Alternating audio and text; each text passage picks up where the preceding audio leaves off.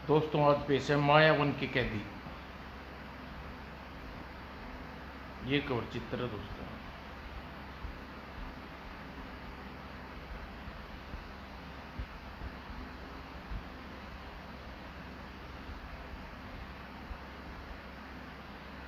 प्रातः का समय था।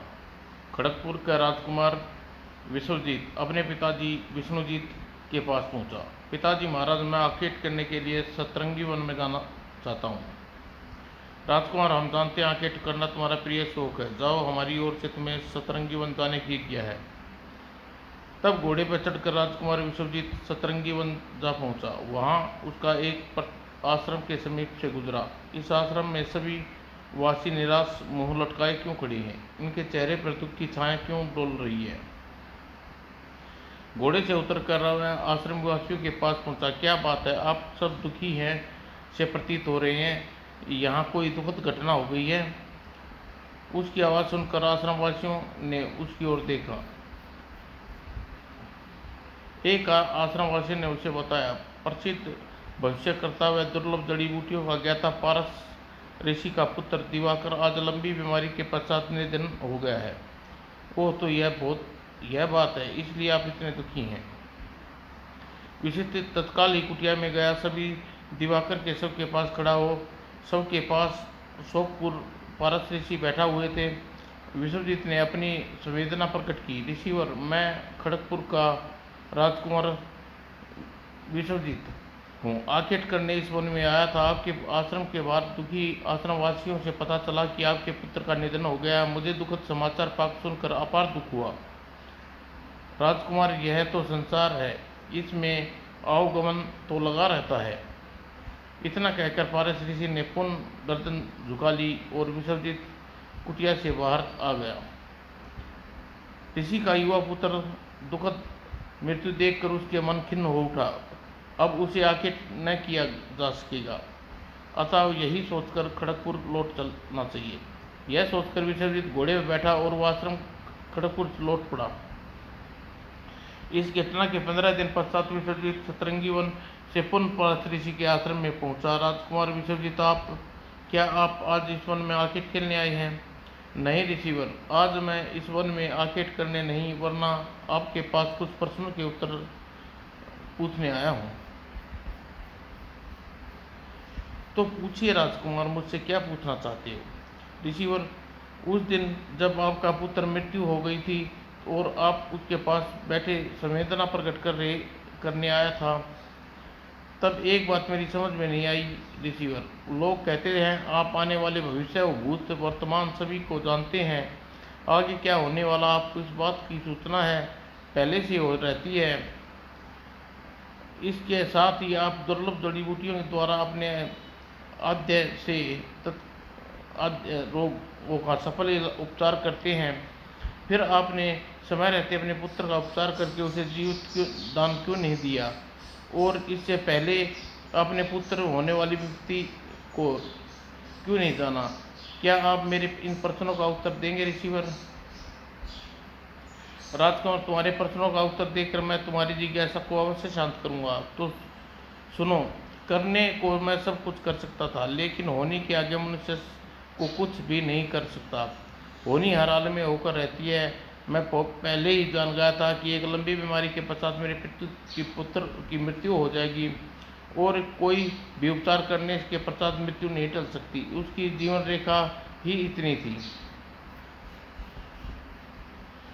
अतः मेरी भविष्य बताने की शक्ति, मेरा दुर्लभ जड़ी बूटियाँ का ज्ञान चाहकर भी दिवाकर को मरने से नहीं रोक सका था। राजकुमार, होनी बड़ी बलवान होती है।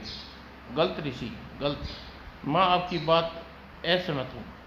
मनुष्य के हाथ में सब कुछ है। वह चाहे तो प्रतिकूल परिस्थितियों को अपने अनुकूल बना सकता है, अपने पुरुषार्थ के जरिए अपने भाग्य को बदल सकता है।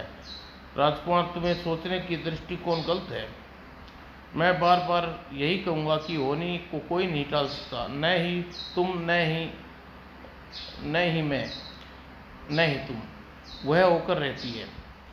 ऋषि, और आप मुझसे बड़े हैं, इसलिए मैं आपसे बहस नहीं करनी चाहिए, लेकिन अनचाहे ही बहस छिड़ गई हो तो मेरा और आपका मेरे और राज परिवार का भविष्य बताइए। अगर आपकी भविष्यवाणी गलत अनुसार मुझ और मेरे परिवार के भविष्य पर कोई संकट आया तो मैं हर चंद्र उस संकट को टाल कर अपने भविष्यवाणी को झूठी करके रहूंगा। ठीक है राजकुमार, मैं अभी तुम्हारे राज परिवार का भविष्य बताता हूँ, कहकर पारस ऋषि ने विश्वजीत के मस्तिष्क पर अपनी दृष्टि जमा दी। काफी देर तक विश्वजीत के मस्तिष्क की रेखाएं पढ़ते रहे, मन ही मन उसका मनन करते रहे। तत्पश्चात राजकुमार, 6 माह के अंदर तुम पर और तुम्हारे राज परिवार पर बहुत विकट संकट आने वाला है। वह संकट केवल 2 घोड़ों के कारण आएगा। 6 माह के अंदर तुम्हारे पिता राज विष्णुदत्त और माँ देवयानी घोड़े पर बैठकर मायावन की ओर जाएंगे। उस मायावन में प्रवेश करते ही उनके परिवार पर संकटों के बादल छा जाएंगे और मायावन से वे वापस नहीं लौटेंगे। तब तुम उनकी खोज में मायावन जाओगे, लेकिन तुम्हारा भी यही असर होगा जो मायावन में तुम्हारे माता और पिता का होगा। जब तुम्हारी छोटी बहन सरिष्ठा तुम्हारी अपने माता पिता की खोज में मायावन जाएगी तो वह तुम्हारा और अपने पिता का उद्धार करके तुम तीनों को सुकुशल वापस खड़गपुर ले आएगी। राजकुमार, मैंने तुम्हारी 6 माह के अंदर अंदर तुम्हारे और तुम्हारे राज परिवार के साथ घटने वाली घटना के बारे में बता दिया है। अगर तुम इस घटने वाली घटना को रोक पाओ तो मैं तुम्हारी बात का कायल हो जाऊंगा, अन्यथा तुम्हें मेरी कही बात को स्वीकार करना होगा। बोलो, मंजूर है? विश्वजीत ने बिना सोचे समझे उत्तर दिया, मुझे मंजूर है ऋषिवर। ठीक है, अब तुम जाओ, 6 माह बाद फिर मेरे पास आना। पारस ऋषि को प्रणाम करके वह वहां से चला गया। खड़गपुर जाकर वह सोचने लगा, हमने ऐसा क्या करना चाहिए जिससे 6 माह के अंदर अंदर घटने वाली घटना को रोककर पारस ऋषि भविष्यवाणी सच न होने दे। दिमाग में अचानक एक विचार कौंधा। पारस ऋषि ने बताया था कि 6 माह के अंदर अंदर राज परिवार पर संकट आने वाला है, वह केवल घोड़ों के कारण आएगा। अब हम क्या ऐसा क्यों न करें कि राज के घोड़शाला में जितने भी घोड़े हैं उन्हें हटा न दें, और न रहेगा बांस न बजेगी बांसुरी। इसके अलावा जिसके पास भी घोड़ा है उसे कह दें कि वे अपने घोड़े को खड़गपुर से दूर बाहर खदेड़ दे। तब राज्य में न घोड़े होंगे, न पिताजी महाराज घोड़े पर चढ़ेंगे और न ही हमारे राज परिवार पर किसी प्रकार की कोई घटना घटेगी। ऐसी अवस्था में आसानी से राज परिवार ऋषि द्वारा की गई भविष्यवाणी झूठी साबित हो जाएगी। वह उसी समय अपने पिता विष्णुदत्त के पास पहुंचा। पिताजी महाराज, मैं आपसे एक विनती करना चाहता हूँ, को राजकुमार क्या कहना है? पिताजी महाराज, आज तक मैंने अपनी जो भी इच्छा बताई आपने मेरी वह इच्छा पूर्णतः पूरी की, और आज मैं आपके पास एक इच्छा लेकर आया हूँ, कृपा करके मेरी वह इच्छा भी पूरी कर दीजिए। राजकुमार, कुछ कहो तो आखिर तो मैं जानूँ तो तुम ऐसी कौन सी इच्छा लेकर हमारे पास आई हो जिसे पूरी करवाने के लिए तुम इतनी लंबी चौड़ी भूमिका बांध रहे हो? पिताजी महाराज, मैं चाहता हूँ राजकीय घोड़शाला में केवल 6 माह के लिए घोड़े विहीन कर दिए जाएं। यही नहीं, खड़गपुर राज्य में भी किसी के पास घोड़ा न रहना दिया जाए। यह तुम हमारे पास कैसी विचित्र इच्छा लेकर आए हो राजकुमार? भला यह कैसे कर सकते हैं? घोड़े तो किसी देश की सबसे बड़ी ताकत होते हैं, उनकी सवारी किए बिना दुश्मनों से युद्ध नहीं किया जा सकता, न ही वन में आखेट करने के लिए जाया जा सकता है। हम तुम्हारी यह विचित्र इच्छा भला किस प्रकार पूरी कर सकते हैं राजकुमार? सुनकर विश्वजीत का मुंह निराशा से लटक गया।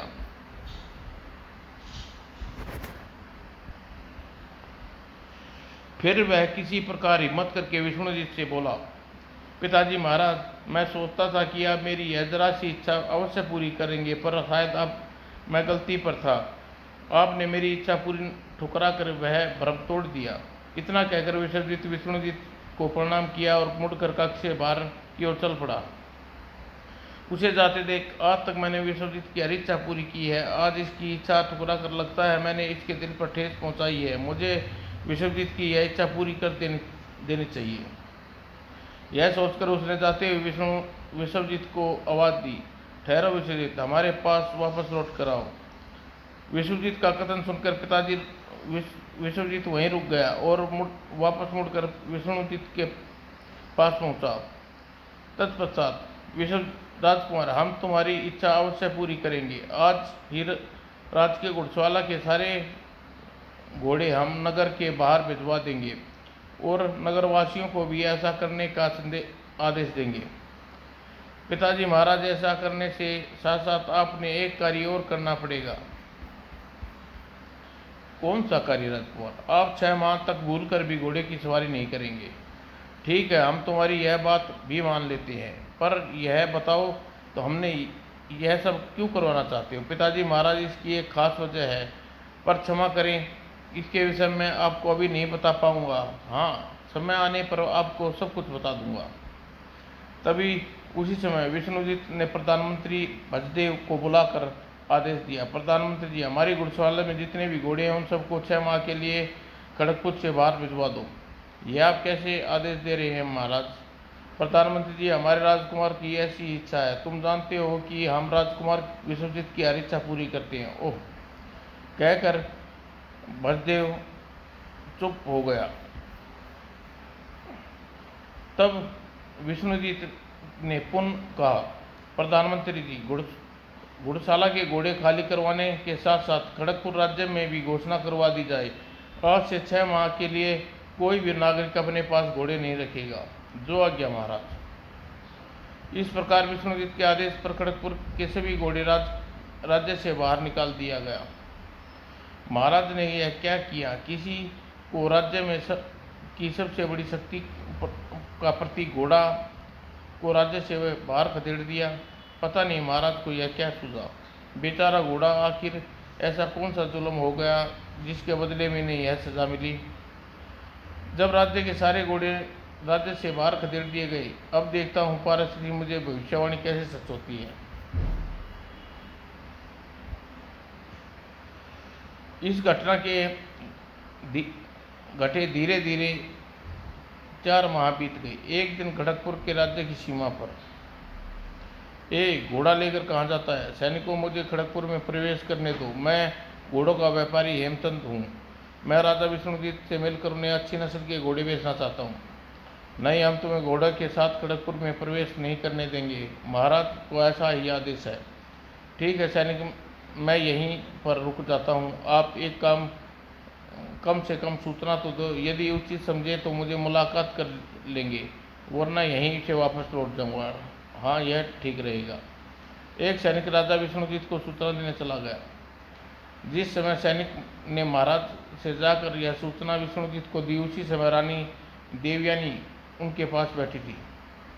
वो 6 माह के लिए अपने अस्पताल और नगर के सभी घोड़े को राज्य से बाहर निकाल दिया और 6 माह पूरे होने में 2 माह बाकी हैं। हम व्यापारी हेमचंद से घोड़े कैसे खरीद सकते हैं? इस प्रकार सोच में पड़े देख रानी देवयानी ने उससे कहा, महाराज, मैं जानती हूँ कि नई नई नस्लों के घोड़े खरीदना आपका प्रिय शौक है। आप कीमती घोड़ा घुड़सवाल में बांधना चाहते हैं, अतः आप इस समय यही सोच रहे हैं व्यापारी हेमचंद को घोड़े कैसे खरीदेंगे। हाँ रानी, हम यही सोच रहे हैं, पर क्या करें? हम राजकुमार विश्वजीत को इस बात का वचन दे चुके हैं, 6 माह में हम घोड़े नगर में प्रवेश नहीं करेंगे। तब भला हम घोड़े कैसे खरीद सकते हैं? अतः हम सैनिकों को कह देते हैं कि वह व्यापारी हेमचंद को वहीं से वापस कर दे और उससे कह दे महाराज उससे नहीं मिलना चाहते। कहकर विष्णुजीत के माथे पर अवसाद की रेखा खिंच गई। यह देख रानी देवयानी ने उसे समझाया, महाराज, अपने राज्य में व्यापार की आशा से कोई व्यापारी आया है। इस प्रकार सीमा से भेजना उचित नहीं। मेरी राय में आप हेमचंद से घोड़े न खरीदें, पर उनके पास पहुंचकर घोड़े देख लेने में क्या अर्ज है। रानी, यह तुम ठीक कह रही हो। चलो, हम सीमा पर व्यापारी हेमचंद से मिलकर आते हैं। महाराज, अब मुझे भी अपने साथ चलना होगा। हाँ रानी। तब विष्णुजीत हाथी पर बैठा और रानी देवयानी के साथ अपने राज्य की सीमा पर पहुंचा। महाराज की जय हो। हाथी से उतरने के पश्चात विष्णुजीत ने नजर हेमचंद के घोड़ों पर पड़ी। ओह हेमचंद, तुम्हारे घोड़े बड़े दुर्लभ और बढ़िया नस्ल के हैं। ऐसे उत्तम घोड़े हमने अपने जीवन में पहली बार देखे हैं। तभी इन घोड़ों को लेकर मैं आपकी सेवा में उपस्थित हुआ हूँ महाराज। हेमचंद, काश हम तुम्हें इन घोड़े को खरीद पाते। काश राजकुमार विश्वजीत 6 माह के प्रतिबंध न लगाते। इन समय हम इन सुंदर घोड़ों को खरीद पाते। विष्णु जीत मन ही मन घोड़े की कदकाठी व सुंदरता देखकर उन्हें खरीदने का मचल उठा। वह हेमचंद से बोला, व्यापारी हेमचंद, इन घोड़ों को तुम 2 माह पश्चात खरीदेंगे। इन घोड़ों को तुम हमारी धरोहर समझकर अपने पास रखोगे। जैसा आपका आदेश महाराज। तब विष्णुजीत रानी के कान में पछताते हुए बोला, रानी, इतने अच्छे उत्तम घोड़े जी कर रहा है, अभी इन पर घुड़सवारी करूं। लेकिन क्या महाराज। रानी, यह तुम जानती हो कि हम घोड़े पर सवारी करने के लिए राजकुमार विश्वजीत से वचनबद्ध है। भला इन घोड़े पर सवारी कैसे कर सकती हैं। महाराज क्षमा करें, एक बात कहूँ। कहो रानी। महाराज, इस समय राजकुमार यहाँ मौजूद नहीं है, इसलिए आप थोड़ी देर के अंदर घोड़े की सवारी कर लेंगे तो उन्हें कैसे पता चलेगा कि आपने उनका वचन तोड़ा है। इसलिए मेरी राय यही है कि पहले आप इन घोड़ों की सवारी करके इनकी उत्तमता जांच कर लीजिए। पश्चात व्यापारी हेमचंद घोड़े का सौदा कीजिए। रानी, तुम्हारी सलाह हमें जच गई। हम अभी एक घोड़े पर सवारी करके देख देते हैं। और कहकर विश्वजीत घोड़े की ओर बढ़ा। विश्वजीत सवारी करने के उद्देश्य से जिस घोड़े पर चढ़ा हुआ घोड़ा हिल ना कर अचानक वहां से एक दिशा की ओर दौड़ पड़ा। अरे अरे, यह लगाम खींचने पर भी नहीं रुक रहा। और लेकिन सिद्धि घोड़ा सरपट दौड़ता हुआ देवयानी व हेमचंद की दृष्टि से ओझल हो गया। हेमचंद, यह क्या हुआ। रानी, मेरे समझ में नहीं आ रहा कि घोड़ा इस प्रकार महाराज को कहाँ ले गया। जब आधे घंटे बाद भी विष्णुजीत घोड़े के साथ वापस नहीं लौटा। हेमचंद, अपना यह घोड़ा मुझे दो, मैं महाराज को चढ़कर महाराज को खोजने जाऊंगी। रानी, आप महाराज को खोजने जाएंगी। हाँ, इसमें तुमने चौंकने की क्या बात है। मैं घुड़सवारी करना जानती हूँ। तुम स्वयं यहाँ रहकर रुक कर मेरे लौटने की प्रतीक्षा करना। महाराज को खोज कर सीधे ही आपके पास वापस लौटूंगी। कहकर देवयानी हेमचंद के दूसरे घोड़े पर चढ़ी और अगले ही पल, ओह, यह घोड़ा तो पहले की घोड़े की तरह बगबुट भागा जा रहा है। सिर देवयानी का घोड़ा भी लोगों की दृष्टि से ओझल हो गया। उधर विष्णुजीत का घोड़ा दौड़ता दौड़ता भयानक वन में जाकर रुक गया। वो लगता है घोड़ा मुझे यहाँ लेकर आया है। यहाँ चारों तरफ जले हुए पेड़ हैं, खड़े हैं। अचानक उसे किसी के रोने की आवाज़ सुनाई दी। बू। अरे, चौंक कर चारों ओर देखा तो इस सुंदर स्त्री के जले हुए पेड़ के ठूठ पर बांधी दिखाई दी। अरे, यह तो कोई स्त्री रो रही है। वो घोड़े से उतरकर विष्णुजीत उसके पास गया। देवी, तुम कौन हो। इस पेड़ पर किसने बांधा। महाराज, मुझे दुखियारी हूँ, मुझे मत पूछो। मैं 7 दिनों से इसी पेड़ पर ऐसे ही बंधी हूँ। न दाना नसीब हुआ है न पानी। मुझे खोल दीजिए, मैं अपना दुख भरी कहानी विस्तार से सुनाऊंगी।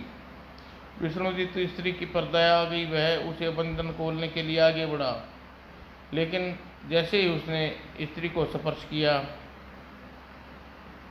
अगले ही पल विष्णुजीत एक मानव से जले हुए पेड़ के ठूठ में परिवर्तन हो गया। यह देखा विष्णुजीत, मेरे कलेजे को कुछ ठंडक पड़ी है। इस घटना को घटिया भी कुछ ही देर क्षण बीते थे कि रानी देवयानी भी घोड़े से मायावन में प्रवेश किया। मैं महाराज को खोजने निकली थी, जबकि घोड़े ने मुझे उजाड़ वन में ले आया। तभी, अरे, यह उजाड़ वन में कौन स्त्री पेड़ पे इस प्रकार बंदी रो रही है। वो घोड़े से उतरकर देवयानी उसके पास पहुंची। बेटी, तुम कौन हो और इस प्रकार यह तुम्हारी दशा कैसे हुई। माँ, मुझ पर दया करो, मेरे बंधन खोलो, मुझे बचाओ। मैं 7 दिन से भूखी प्यासी हूँ। देवयानी भी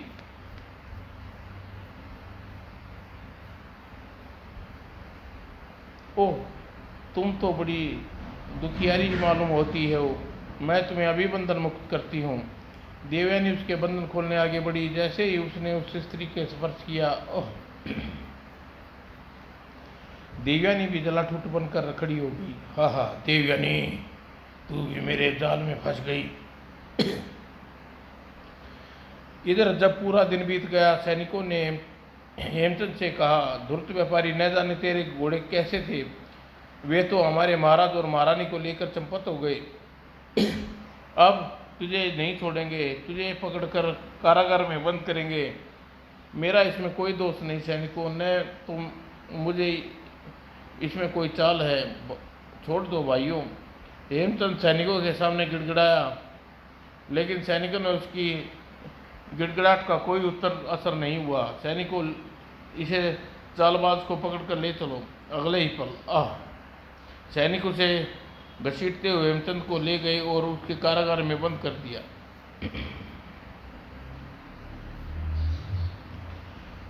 विश्वजीत, जब विष्णुदत्त और देवयानी को इस तरह गायब होने की सूचना मिली तो वह हक्का बक्का रह गया। पिताजी को क्या हो गया, क्या सूझा? मना करने पर उन्होंने माँ को घोड़े की सवारी क्यों की? घोड़ा अवश्य ही उन दोनों को लेकर मायावन की ओर गया होगा, अतः वन में जाकर पिताजी महाराज और माँ की खोज करनी चाहिए। यह सोच अपने कक्ष से बाहर निकला। जब वह राजगिरी से होता हुआ अपनी बहन श्रेष्ठा के कक्ष के बाहर से गुजरा, लगता है श्रेष्ठा बहन रो रही है। वह कक्ष में गया। यह क्या श्रेष्ठा बहन, तुम राजपुतानी होकर भी इस प्रकार रो रही हो? मैं जानता हूँ माता पिताजी, माँ बहुत याद आ रही होगी, लेकिन फिक्र न करो बहन, मैं माँ और पिताजी को खोज कर लाता हूँ और वादा करता हूँ सिर्फ दोनों को सुकुशल खड़गपुर वापस लेकर लौटूंगा। श्रेष्ठा को किसी तरह चुप कराकर उसे सांत्वना देकर वह कक्ष से बाहर निकल आया। उसने सोचा, जब माताजी घोड़े पर चढ़कर विपत्ति बुलाई है तो अब मुझे भी घोड़े की सवारी करने में क्या अर्थ है। अतः मैं कहीं से घोड़ा का इंतजाम करके मुझे उस पार बैठकर जाना ही वन में चाहिए। सिद्धि उसने दूसरे राज्य से घोड़ा मंगवाया और उस पर बैठकर तुरंत ही मायावन की ओर चल दिया। किसी भी सूरत में मैं पराशर ऋषि की भविष्यवाणी सच नहीं होने दूंगा। और सिद्धि उसका घोड़ा मायावन में जा पहुंचा। यह कैसा मायावन है, उजाड़ जला हुआ वन। तभी, हे राजकुमार, इधर तो आना। विश्वजीत चौंक कर आवाज वाली दशा में देखा, इस उजाड़ वन में इतनी अनुपम सुंदरी कौन हो सकती है यह? वह रुक कर एकाटक उस सुंदरी को देख रहा था। अपनी ओर इस प्रकार निहारते पाकर विश्वजीत बोली, मैं तुम्हें आवाज लगा रही हूँ राजकुमार, क्या तुम दूर से ही निहारते रहोगे या मेरे पास नहीं आओगे? सुंदरी के रूप जाल में बंधा विश्वजीत सुंदरी के पास पहुंचा। हे सुंदरी, तुम कौन हो? तुम्हारे अनुपम सौंदर्य ने हमारे दिल में हलचल मचा दी। राजकुमार, तुम्हें मुलाकात करने के लिए मैं इस उजाड़ मायावन में आई हूँ। यह सुनकर वह चौंका। यह तुम क्या कह रही हो सुंदरी? तुम मुझसे मिलने इस वन में आई हो? हाँ राजकुमार, मैं सच कह रही हूँ। मेरा तुम्हारा जन्म जन्मांतर का साथ है। तुमसे विवाह करोगे राजकुमार? सुंदरी, अगर तुम जैसी पत्नी मिल जाए तो भाग्य ही संवर जाएगा। राजकुमार, मैं स्वयं तुम्हारे साथ अपने विवाह का प्रस्ताव रख रही हूँ। अब क्या अब भी तुम्हारा विवाह होने में संख्या है? सुंदरी, मुझे तुम्हारा प्रस्ताव स्वीकार है। इतना कहकर विश्वजीत ने सुंदरी का हाथ पकड़ना चाहा, लेकिन ऐसा करते ही अगले ही पल वह स्थान पर जला हुआ टूट बनकर खड़ा हो गया। हा हा राजकुमार, आखिर तू भी मेरे रूप जाल में फंसकर मेरा शिकार बन गया। हा हा। विष्णुजीत को खोज में गए पूरा एक माह बीत गया। न वापस लौटा न विष्णुजीत तो दीवानी खड़गपुर को वापस लौटने की यह देख राजकुमारी श्रेष्ठा बहुत तरह विचलित हो उठी। भैया भी वापस न लौटे। कुल की अंतिम निशानी, खानदान का अंतिम चिराग न जाने कहाँ गुम हो गया। अब मैं कहाँ जाऊँ, क्या करूँ? और शमिष्ठा की आंखों से टप टप आंसू गिरने लगे। तभी शमिष्ठा, यह क्या पगली, तू राजपुतानी होकर रो रही है? वो शमिष्ठा की एक झटके में सिर उठाया। आप कौन हैं? मैं तुम्हारे कुल की देवी हूँ शमिष्ठा। यह सुनते ही कुलदेवी, मेरे डूबते हुए कुल को बचा लीजिए कुलदेवी, मेरे कुल पर दया करो, इसलिए तो मैं तेरे पास आई हूँ शमिष्ठा। ले यह खड़ग ले और मायावन में जा, तुझे अपना खोया हुआ परिवार मिलेगा। तो क्या मेरे माँ बाप भाई इस समय मायावन में हैं देवी? हाँ शमिष्ठा, सुन, मायावन में पहुंचकर तू पूरी तरह सजग रहना। वहाँ पेड़ से बंधी हुई एक सुंदरी मिलेगी, वह मायावी है। वह खड़ग का भय दिखाकर तू उससे अपने माता पिता भाई के बारे में पूछना। यह खड़ग जो तुझे मैं दे रही हूँ वह बहुत ही शक्तियों युक्त है। इस खड़ग से डर कर वह मायावी सुंदरी तुझे सब कुछ बता देगी। तब तू अपने माता पिता और भाई बहन को वापस लौटने को कहना। वह मायावी नारी तुरंत तेरे कहे अनुसार करेगी। और तत्काल ही कुलदेवी को प्रणाम किया। कुलदेवी, इस संकट की घड़ी में तुमने अब मुझे खड़ग देकर मेरा मनोबल ऊंचा किया है। मैं तुम्हारी बहुत बहुत आभारी हूँ। इस आभार कैसा शमिष्ठा, मैं तुम्हारे कुल की देवी हूँ, तुम्हारे कुल की रक्षा करना मेरा परम कर्तव्य है। कुलदेवी शमिष्ठा को आशीर्वाद दे अदृश्य हो गई। शमिष्ठा खड़ग ले पुरुष वेश धारण कर घोड़े पर चढ़ तुरंत ही मायावन की ओर चल दी। जैसे ही वहाँ मायावन में प्रवेश किया, मुझे बचाओ बचाओ, उसने चौंक कर उस दिशा में देखा और घोड़े से उतर पड़ी। शायद यही वह मायावी नारी है जिसके बारे में कुलदेवी ने मुझे बताया था। मुझे खोल दो, मैं 7 दिन से भूखी प्यासी इसी प्रकार बंदी हूँ। मैं तुम्हें अवश्य खोल दूंगी। पहले मुझे यह बताओ तुम कौन हो और तुम्हारी यह दुर्दशा किसने की? मैं एक देश की राजकुमारी हूँ। मुझे लुटेरे यहाँ बांध कर यहाँ से रफू चक्कर हो गई। तुम राजकुमारी हो तो लुटेरे ने की हाथ कैसे पड़ गई? मैं एक दिन अनमनी सी घूमती इस वन में आ गई।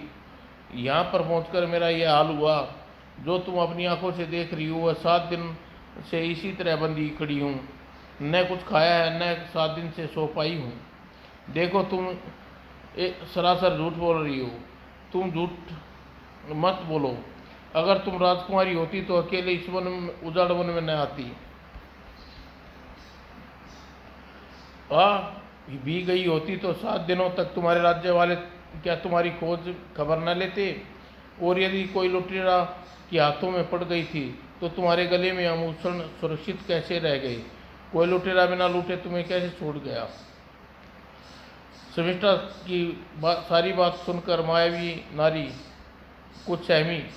उसे जवाब न सूझा। कुछ सोचकर बोली, मैंने तुम्हें सब कुछ कहा। मैंने तुमसे जो भी कहा वह सच कहा। मेरी बात पर विश्वास करो। अब क्रोध में भरकर शमिष्ठा कुलदेवी की दी खड़ग को हवा में लहराया। मायावी नारी, खबरदार, अब एक भी शब्द झूठ बोलने के इस खड़ग से तुम्हारी गर्दन उड़ा दूंगी। अपना आता पता ठीक से बता, वरना नहीं नहीं नहीं, ऐसा न करना, मैं तुम्हें सच सच बताती हूँ। इतना कहते ही चारों ओर धुआं फैल गया। और कुछ देर बाद में जब धुआं छटा तो मायावी नारी के स्थान पर एक अधजला कुरूप पुरुष खड़ा था। राजकुमारी शमिष्ठा, मैं ही वह मायावी नारी था। मेरा नाम जानने वाले अजनबी, तुम कौन हो और तुम्हारी यह हालत कैसे बनी?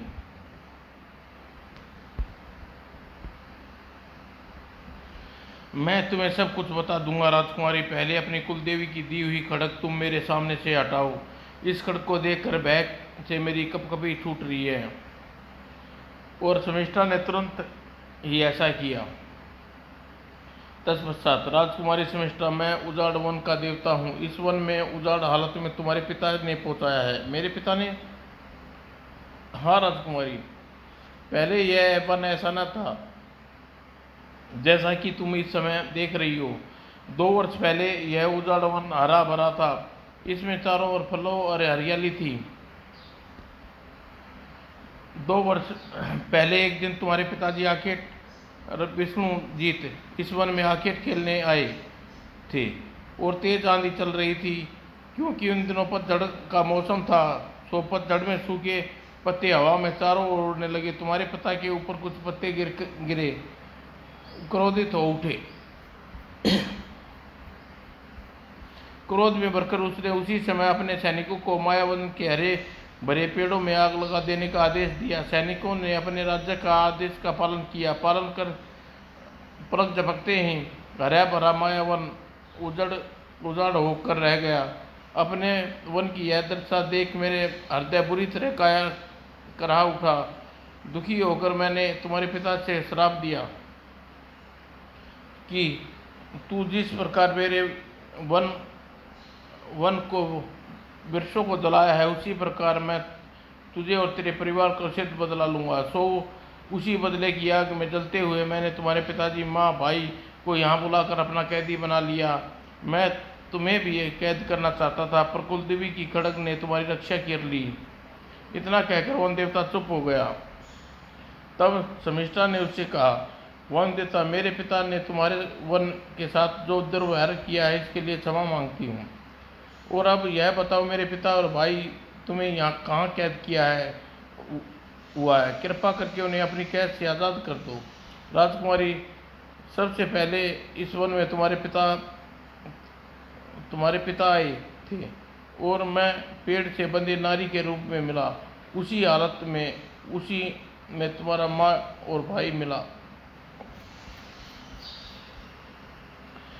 मेरा अगल बगल में जितने सूखे पेड़ देख रही हो, वह तुम्हारे माँ, पिता, भाई हैं। क्या तुमने उन्हें पेड़ों में परिवर्तन कर दिया? हाँ शमिष्ठा, ऐसा करके मैंने तुम्हारे परिवार से अपना प्रसिद्ध शोध ले लिया। अब मैं इन्हें इनकी पूर्ण अवस्था में लाता हूँ। अगले ही पल, पिताजी महाराज। और इतना कहकर वन देवता ने एक पेड़ को स्पर्श किया। तुरंत ही वन देवता ने विश्वजीत और रानी देव यानी को भी पूर्ण अवस्था में ला दिया। तभी आवाज में एक आकाशवाणी गूंजी, राजा विष्णुजीत, तूने मायावन को बहुत दुख पहुंचाया है। इसके हरे भरे गुलशन को उजाड़ दिया। तुम्हारी इसी उजड़े मायावन को हरा भरा करना है।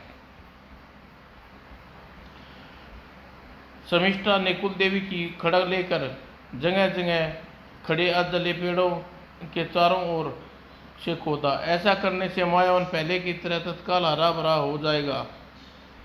और आकाशवाणी सुनकर, लो पिताजी महाराज, कुलदेवी की यह खड़ग सूखे वन को पुनः हरा भरा कर दो। लाओ बेटी। और विष्णुजीत ने तुरंत यह अजले पेड़ों को खोदने में जुट गया। और अगले ही पल, अरे यह तो हरा भरा हो गया। ओह, मेरे वन में पुनः हरा भरा हो गया। फिर विष्णुजीत जैसे जैसे सूखे पेड़ों को खोदता गया, पेड़ में हरियाली आती गई। और जब सारा मायावन हरा भरा हो गया तो पूर्व वन देवता भी सुंदर हो गया। वन देवता, अब तो तुम खुश हो। हाँ राजकुमार, अपनी खोई हुई हरियाली वापस पाकर मैं सचमुच बहुत खुश हूँ। वे लोग उसी समय वन देवता से विदा लेकर खड़गपुर की ओर चल पड़े। खड़गपुर पहुंचकर विष्णुजीत ने सबसे पहले हेमचंद को कारागार से मुक्त किया। व्यापारी हेमचंद, तुमने बिना अपराध किए कारागार में रहना पड़ा, इसके लिए हम तुम्हें क्षमा मांगते हैं। और विश्वजीत सतरंगी वन में पारस ऋषि के पास पहुंचा। ऋषि, और आप जीते, मैं हारा। आपने सही कहा था, होने को कोई नहीं टाल सकता, हर सूरत में होकर रहती है। मुझे खुशी है राजकुमार, तुम अपनी गलती मान ली गई। समाप्त दोस्तों।